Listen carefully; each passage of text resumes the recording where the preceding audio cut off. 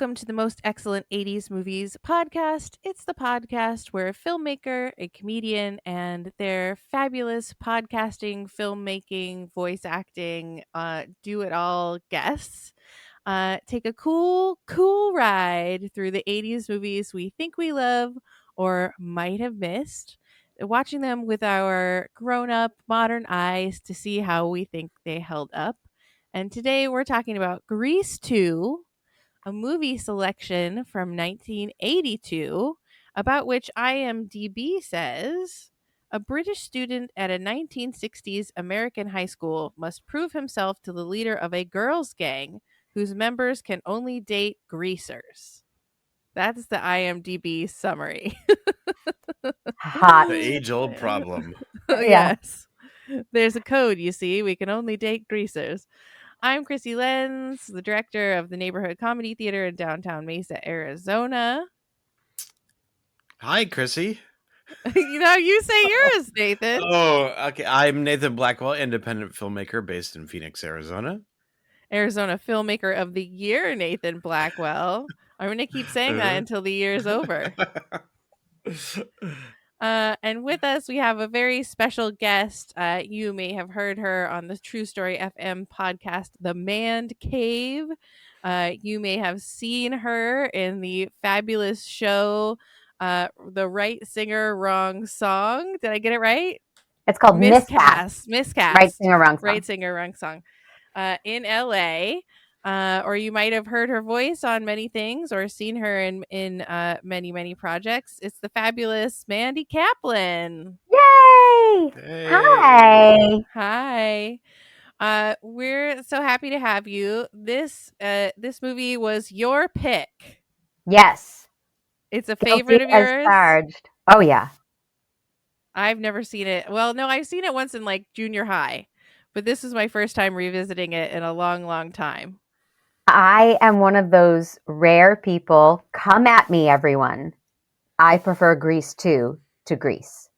Oh, ooh. There, I said it. Shots fired right at the very beginning of the pod. Excellent. Yeah. I'm here to be controversial. Excellent. That's what we live for here on the Most Excellent 80s Movies podcast is controversy. We love it. Nathan, I'm going to take a wild stab and say you've never seen Grease 2. This is correct. Which I assume was like the continuing adventures of John or Robert Grease as he goes town to town solving people's problems. Yes, it's almost starring Peter Falk. That's what you were anticipating? Sure. So we start out at Rydell High. We are back at the old alma mater. It's 2 years, I think, is that right? After the events of Grease. And we're just here with a whole new group of students. I love that we start out with the faculty, people we remember from Grease, being like, this year is going to be an amazing year. We're going to have the finest students and they'll all behave so wonderfully. And then we get our very first dance number of all the kids coming back to school, all arriving at once, knowing the dance number that they've all worked out. They got to go back to school again.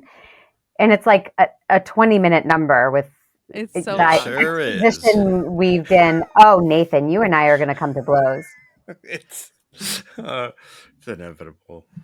Yeah. But I love the way they weave in all the exposition and sort of teach us who everyone is through that whole beginning. I love the choreography. I love that there's a cello up a flagpole. I love that there's a kid who jumps through the window. Yep. Can't be late. You can't be late. But we also meet the T-Birds and the Pink Ladies.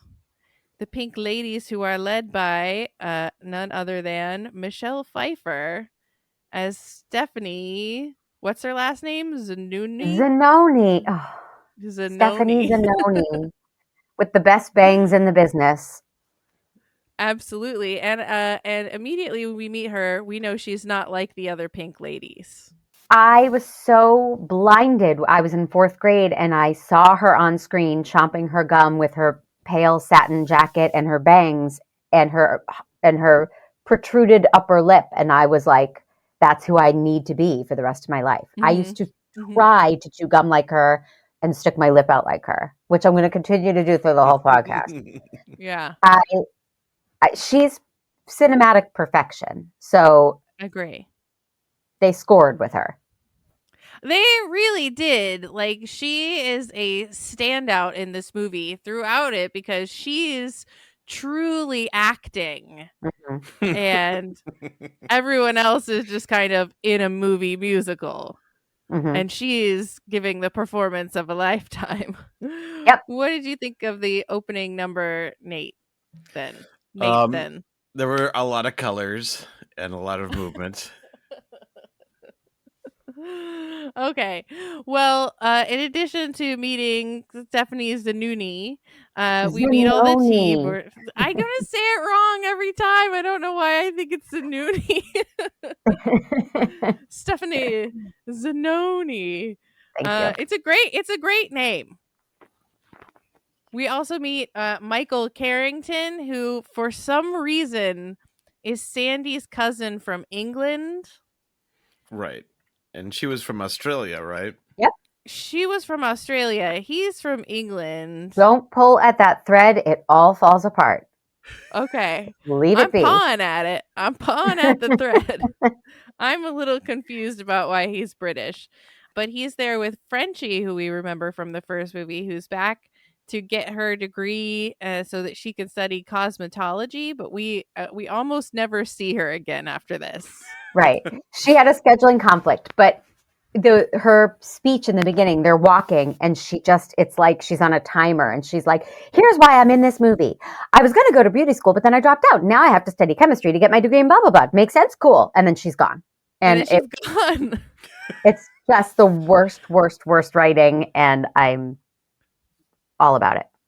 I love that she's like literally explaining Grease. Like, I had trouble in tinting class and my hair turned pink. It's like, we remember.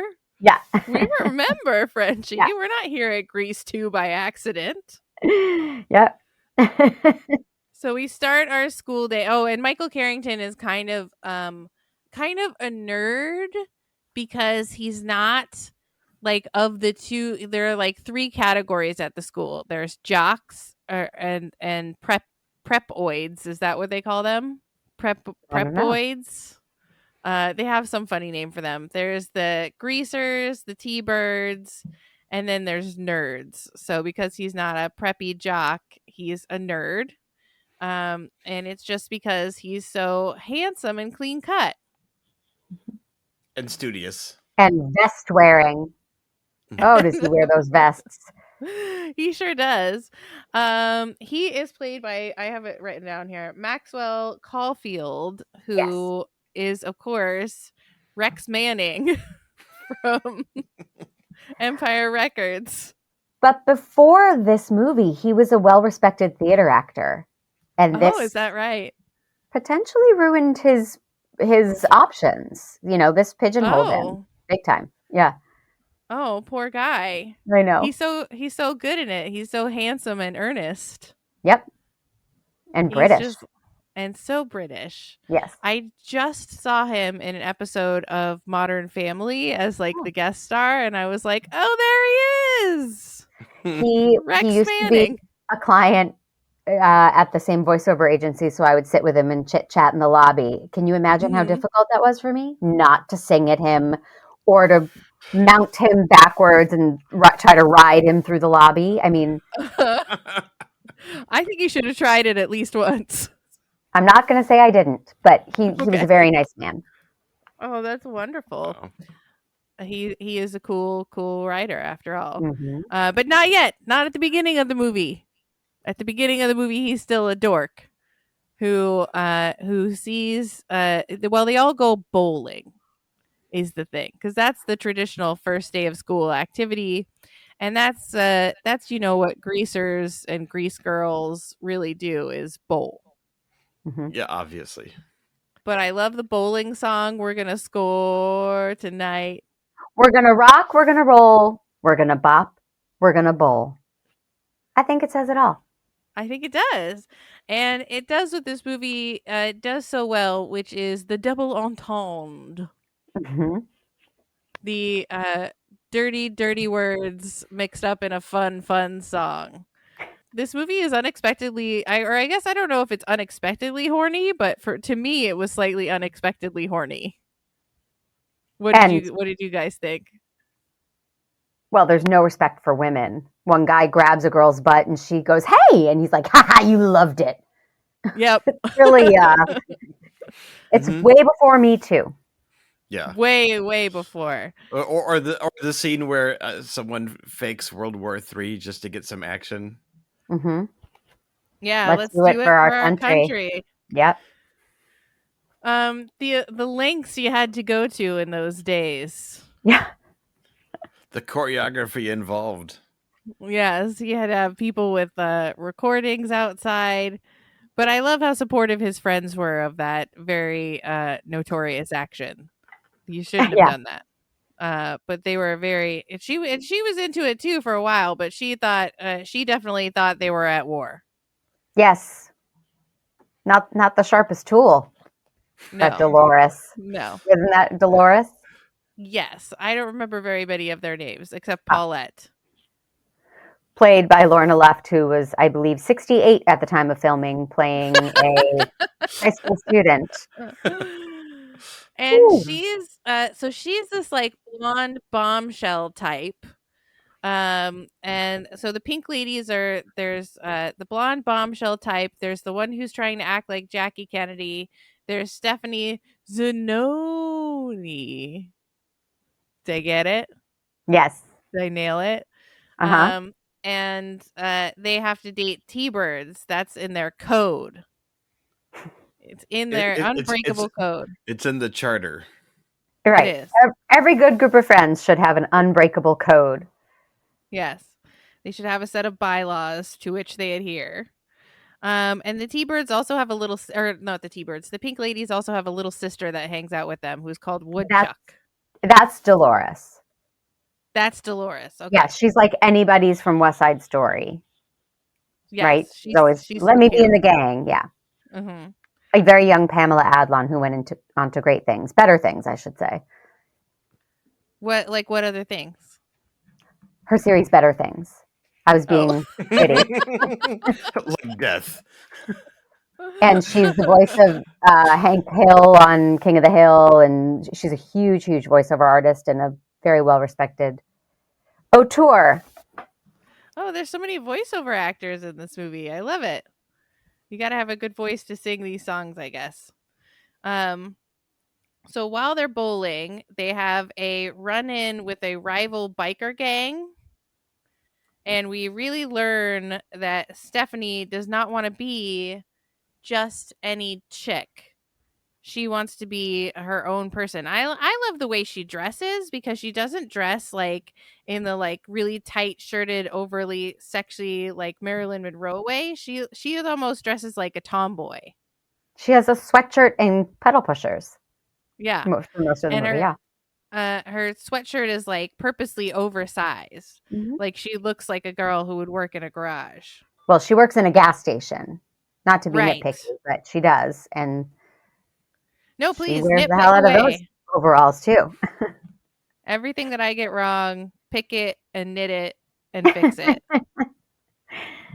Nathan, what did you think of the production value of the bowling, both the dancing and singing, the sliding up and down the lanes, which really upset me. Those need to be, that's not safe.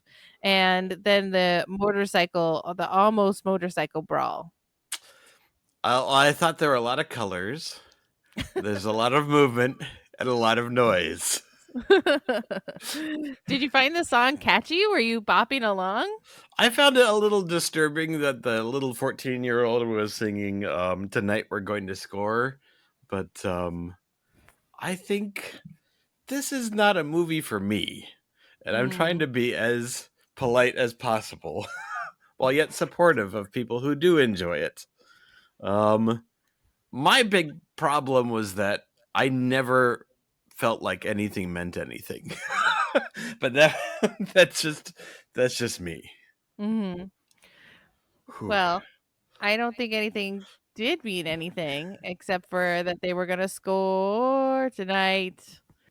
Do you like any movie musicals? Do you like Grease? So I have never seen Grease. I have liked movie musicals. Like, name one that you like. Well, name another musical. Chicago? I've seen Chicago. That was good. Okay. All right. So you just chime in every once in a while, then I guess, with what you thought of the Pretty Colors. Okay.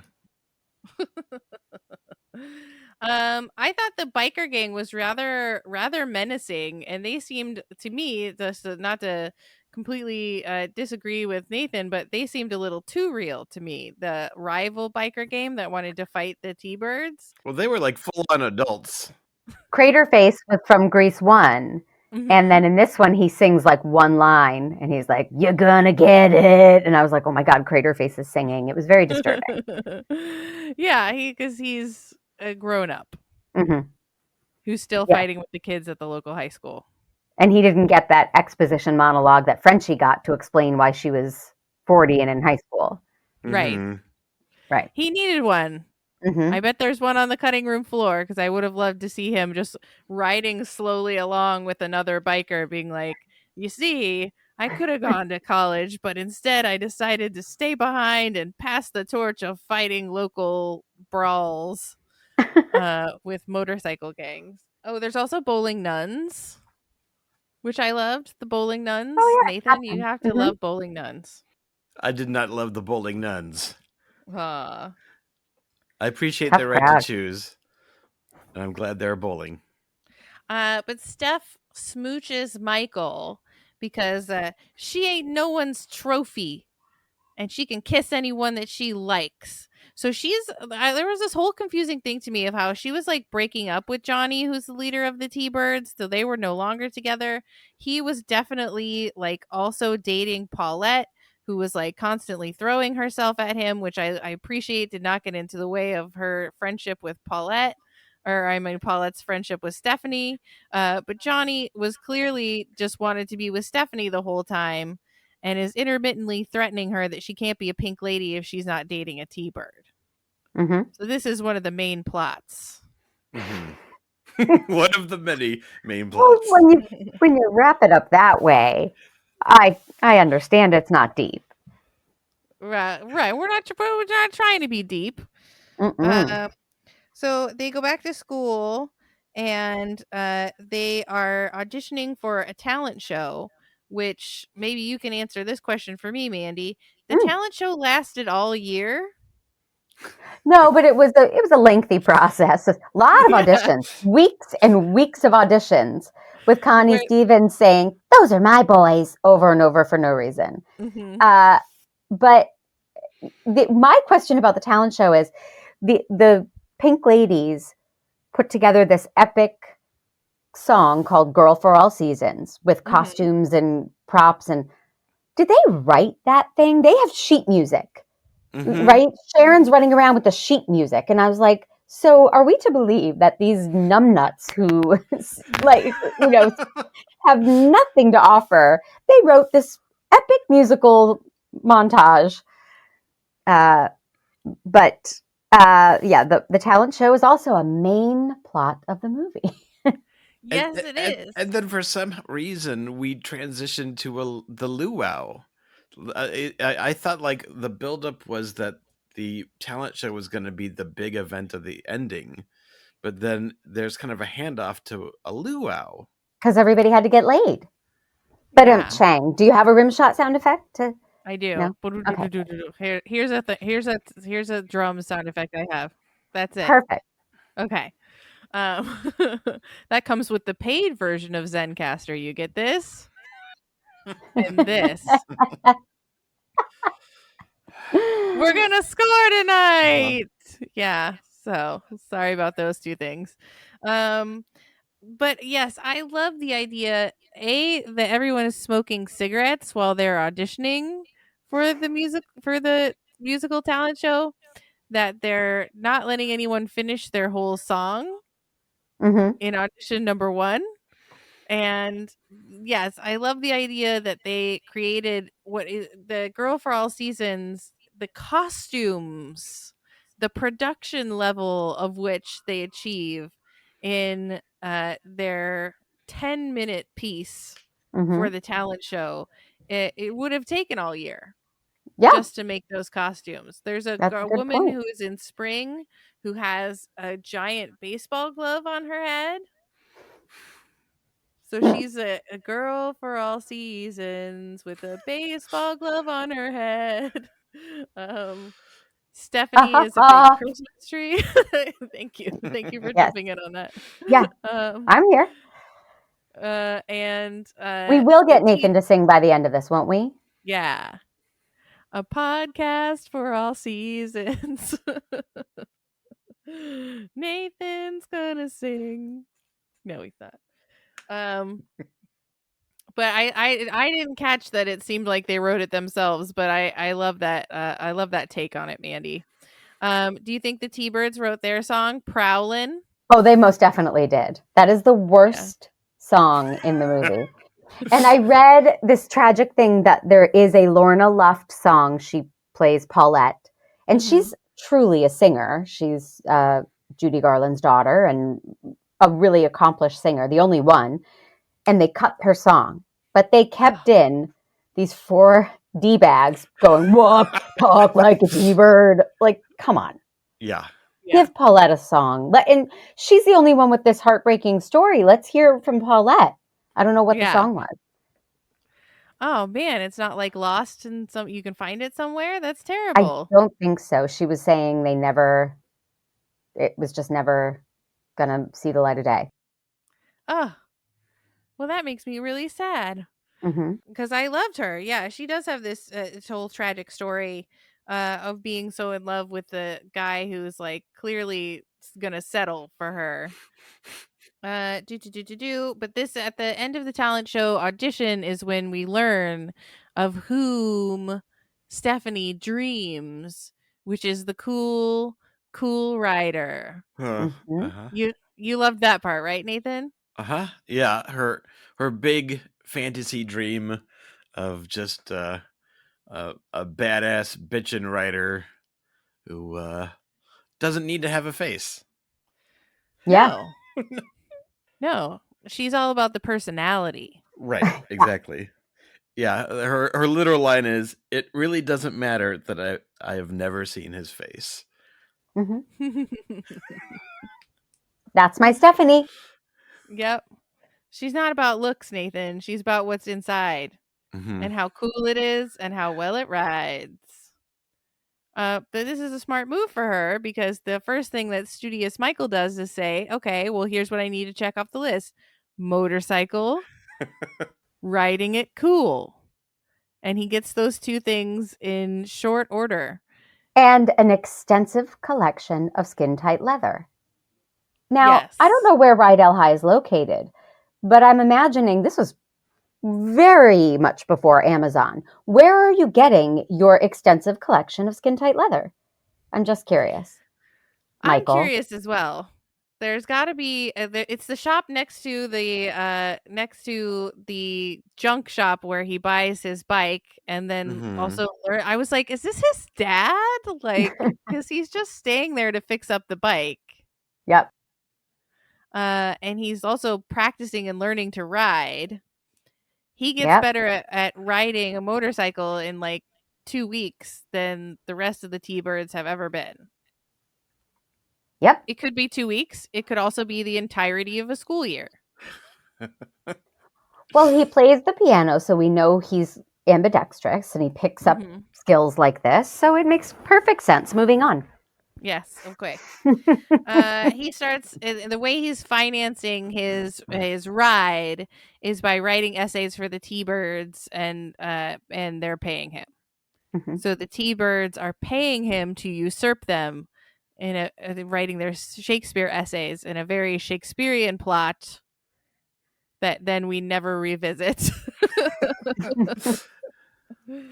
Okay, we got to talk about the reproduction song. With Tab Hunter. Yep. Where does the pollen go? Where does the pollen go? This is the part I remember from junior high. This song. Well, This yeah. scene. What are your favorite It's parts about it, titillating. Mandy? I mean, the vivid memory is that end. Where does the pollen go? But who didn't want to go to a high school where you could just start singing on your desk and doing a full production number about the birds and the bees? It's fantastic. That's how you got the perfect understanding of how reproduction works. Nathan, I thought I was going to get you on that one. I have so many things to say about it, and I can't think of a single one. It's a beautiful number. I love how the girls are all on one side of the room and the boys are all on the other side of the room. And again, it's so horny, and the teachers are just like rolling their eyes at these kids and their completely incorrect understanding of how reproduction actually works. Rydell High, probably not a 10 on greatschools.org. I'm thinking. This substitute teacher is not getting his good teacher score from the parents. And he's a substitute for the whole year, too. Yes. Oh, but we have to talk about the teacher who he's substituting for, who has like a mental health break, which he has like, they indicate that he's had like a nervous breakdown, but he just like falls down. Like he just can't like hold himself up. It's like he has no bones in his body. You don't mean that in the dirty reproduction way, bones? No. Right? Oh, no. Okay. I just mean every time we see him, he just like melts into a puddle. Like that's what happens when you have a break with reality. You just can't stand anymore. And then you need a substitute teacher for the whole year. Nathan looks like he's heading in that direction. He is not having Grease 2. Nope. Tell me 3 things that you did like about it, Nathan. I liked Michelle Pfeiffer. Okay. I thought she was great. That's one. Okay, that's one. I did like the male lead as well. I thought he was very charismatic. And then, okay, so that's 2, right? That's 2. Okay, 2. I liked the. I thought the. So where are we? We're at number 2. We're at number 2. Okay, great. In the movie, we're at the first rumble with the Psycho Lords. Oh yeah, that scene was great. You like the first rumble where the cool rider reveals himself? Oh yeah. Oh man, love that. You love the cool rider. I love that the motorcycle brawl is mostly about staying on your bike and riding back and forth real fast. Was there something I was missing there, Mandy, or was that just the whole brawl? No, last time I got in a motorcycle brawl, that's what it was like. That's what it was? That is historically accurate. Yeah. Okay, cool. And the cool rider, who is secretly Michael Carrington, wins. He defeats all the adult Psycho Lords, and the T-Birds are pissed. They don't like him.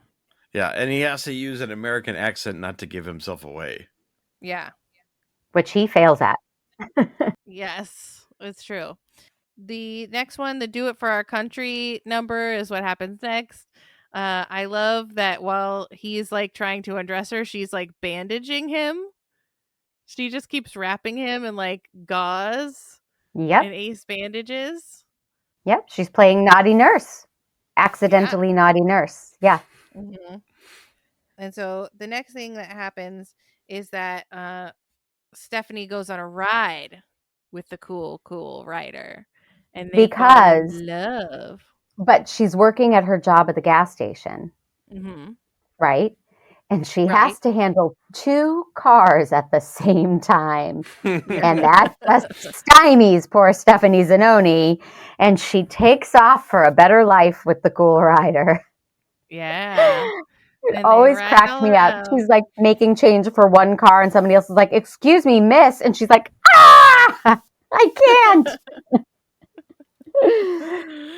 And for a while she seemed like she was really like, oh my god, I'm so busy, I don't even notice you, cool rider who has goggles on so you can't possibly recognize. It works for Mm-hmm. superheroes. Mm-hmm. It works for bikers. Mm-hmm. She can't tell who he is, and he's about to like reveal himself, and the pink ladies and the T-Bird show up, And he's got to and get even out though of there.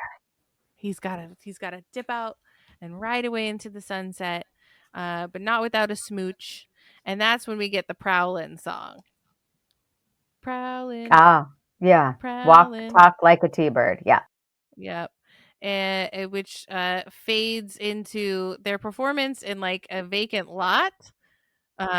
Fades into their audition still for the talent show. Meanwhile, at school, Stephanie is getting closer to Michael because she's failing English class. And she really likes ketchup. She Double loves ketchup. Triple ketchup. Yeah. Come on, that dialogue, Nathan. That's true. That was pretty good. That's my number 3 now. Okay. There we go. And I totally forgot what I was saying.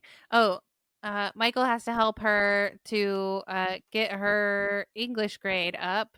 And so they start falling in love in real life. So this is how we know that she's not just into the cool writer. She's really, truly falling in love with Michael in real life. And then bada bip, bada boop, bada beep. We're almost at the talent show.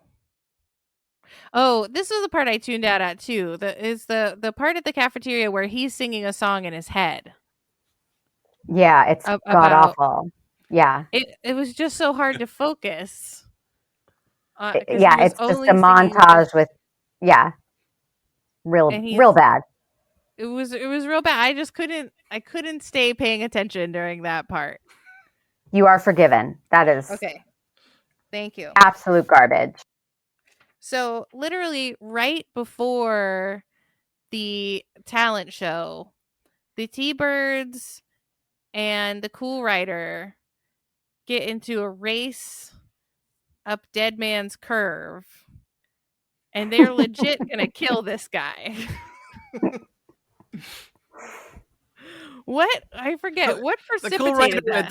The cool writer at this point has really only like helped them, you know. Right. But now they're kind of like alpha status of being able to kind of defend themselves is challenged, and plus, like everyone is excited about the mysterious stranger, you know.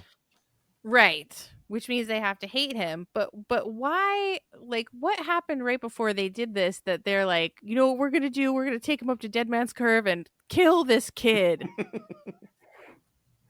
To be fair, they might have thought he was also an adult because, you know. I got to kill my first adult.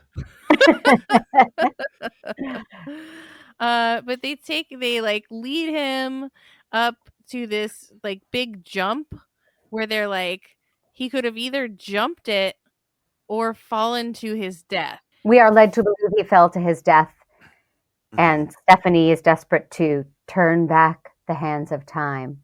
Whoa. Whoa. Right? Yes.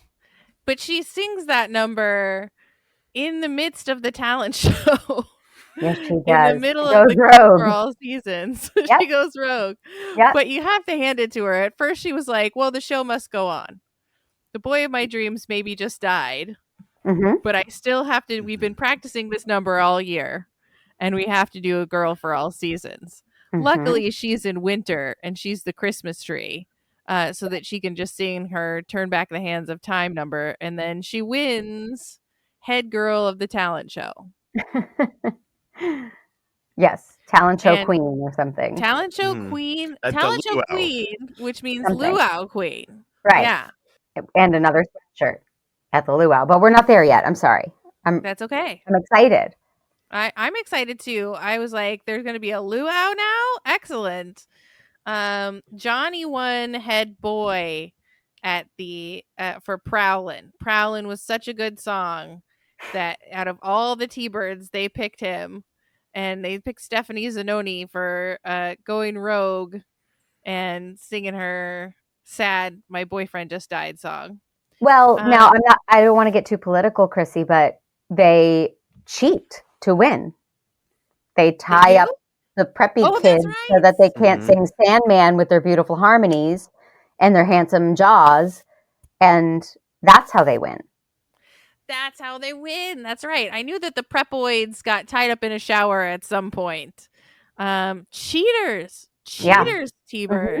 They stole their jackets, which was the source of all their power, and they then themselves were able to take first place. Yep. And the prepoids, we have to assume, are just still there. They are still in the shower to this day. Yes. Yeah. Little skeletons inside the shower. Yep. People came in and saw them, but didn't recognize them without their jackets. They were invisible. So they stayed there, and now it's like the Goonies. They're just skeletons stuck there doing what they did right when they died. All right, let's talk about this luau. We're at the luau, the end of the year luau, which is a great. It's full of song and dance. It lasts the whole day. It's sunlight when it starts, and it's nighttime before the teachers are like, "All right, the luau king and queen have to get on a boat." As is tradition from ancient Polynesian times. Yeah. Because they're nothing if not traditional. Yes. They're so funny when they're in the boat and the motorcycle gang shows up. The cycle lords show up, and they are, of course, the head of the Pink Ladies and the T-Birds. They need to be part of this brawl, but they can't get out of the pool. Right. Because he's like, paddle with me, and they're paddling. And God forbid his cigarette get put out. Right. Yeah. So they're paddling around in this pool while the cycle lords are riding all around. Luckily, the cool rider is there. He survived. Oh, thank God. He didn't die. I'm just still stuck on her being like, help me row, for God's sake. And we see the mental health teacher again, who just oozes to the floor. And then finally, Michael is able to reveal that he's not only not dead and he missed the talent show. He's been Michael this whole time, and they smooch. They're in love. The T-Birds invite him to be a T-Bird himself, which means they can officially date thanks to the code. Ooh. And Dolores has to have a weird statutory breakup talk with one of the T-Birds, right? Yep. Or no, she breaks up with Michael to go with one of the T-Birds. Yeah, to be with one of the T-Birds. And she's 14, and it's not okay. It's not okay. He's the senior. No. Yeah. She is a freshman. But other than those little nitpicks, everyone's happy. Yay! Except Nathan. But here's my question. Doesn't he have to go back to England? You just crushed me. No, he's gonna marry Stephanie Zanoni and live in the United States, clearly. Oh, okay. And they're going to work at the gas station so that between the two of them, they can handle it if they get more than one customer at a time. Exactly. Cool. And he'll tickle the ivories at the local piano bar. Yeah, and he'll be local leather piano bar. Yeah. The local very tight leather daddy piano bar. Yeah. It's weird. He just started wearing that leather outfit like everywhere. Yeah. Even though he was the English teacher, he was just always wearing that skin tight leather outfit and teaching from astride his motorcycle. All right. So, on a scale of 1 motorcycle to 10 motorcycles, and of course having 10 motorcycles is the best, how many motorcycles do you give the movie Grease to, Mandy? 10 motorcycles, several bowling balls, and a few pairs of shades. Yeah, excellent. Nathan?